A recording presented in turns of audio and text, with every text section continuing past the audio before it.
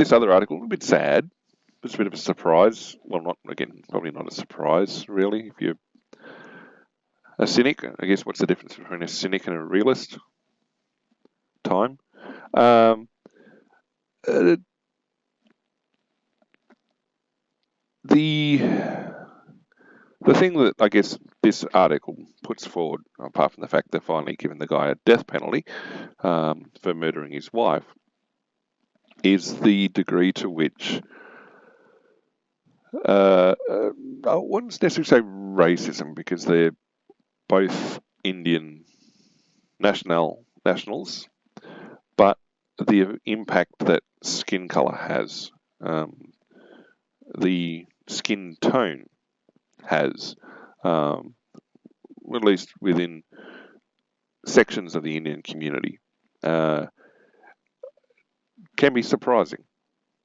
And if you look at where they still employ or still look at separation of people based on caste, quite often the lower castes will be Indians with a darker skin, darker background. Generally, the South Indians, Southeast Indians, your higher castes, like your Brahmins, will often be North Indians, where they've got Persian ancestry mixed in, or Nepalese, or further northbound. And it's kind of, I guess, surprising, well, sad, but maybe not surprising, that they've got a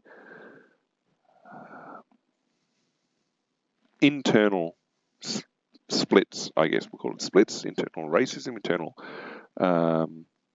prejudice, and that the idea of when Indians move into other nations, be them as immigrants, be it on working visas or whatever, they're not a monolithic entity.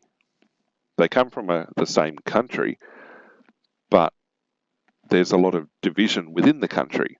Now, some of those divisions can be violent.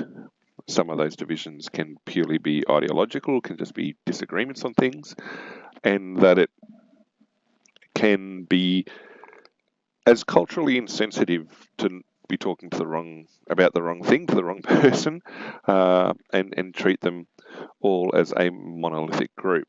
There was a time where I worked with both Sikh and Hindu immigrants from India, and now the Sikh gentleman and I got along quite well, and we had quite a good sense of humour towards things. And so I kept asking him why he wasn't being a good Hindu and celebrating Diwali. And he had absolutely no idea how to explain that. And so I happened to have some Diwali sweets that we'd been given, so I brought them in and shared them around and said, look, I'm being a better Sikh than he is because I'm sharing my Diwali sweets. Again, it broke his brain trying to work out how to explain to me how I was being so culturally insensitive. But he realised that I knew exactly what I was doing. But at the same time, the Hindu lady a few desks away was having a good giggle because she realised what I was doing to him, and he was doing it back. But that was the thing. Quite obviously, he and his family did not celebrate Diwali and did not celebrate the other major Hindu festivals.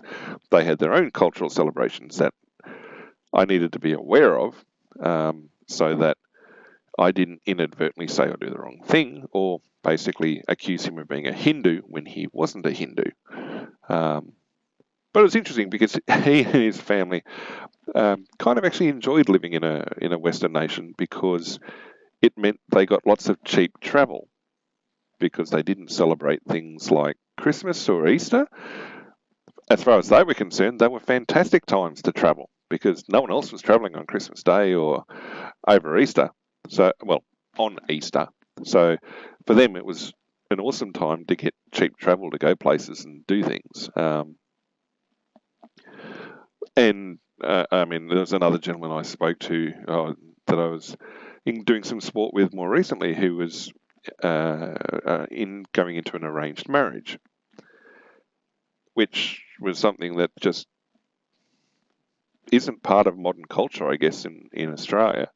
And so I was surprised that that still took place and was still being accepted. And the way he was talking about it said, oh, no, it was basically a very normal thing, which, again, left me scratching my head. Like, I don't understand. It doesn't make sense. But he and his future wife, the families, were all in agreement that it was going to happen. Apparently, both of them were happy with it. They'd known each other for a while before, so it wasn't a completely unexpected pairing. And me not knowing the extent of traditional medical wedding practices, asked if there was a dowry involved, and that offended him. And he said, "No, that's an archaic concept. We don't do that. That disappeared years and years and years ago." And it's like, that's offensive to suggest it. And I'm like, well, I don't get the concept of an arranged marriage, and a dowry seems to be in that same bucket of an archaic concept. I mean, I apologise. I didn't mean to offend him, but again, it was just one of those things that getting exposed to this cultural practice that we don't understand, but is there. And I guess goes to show that these populations and migrations and peoples, they're not monolithic entities, just the same as within our own nations. We talk about Australians, but there are many, many people within Australia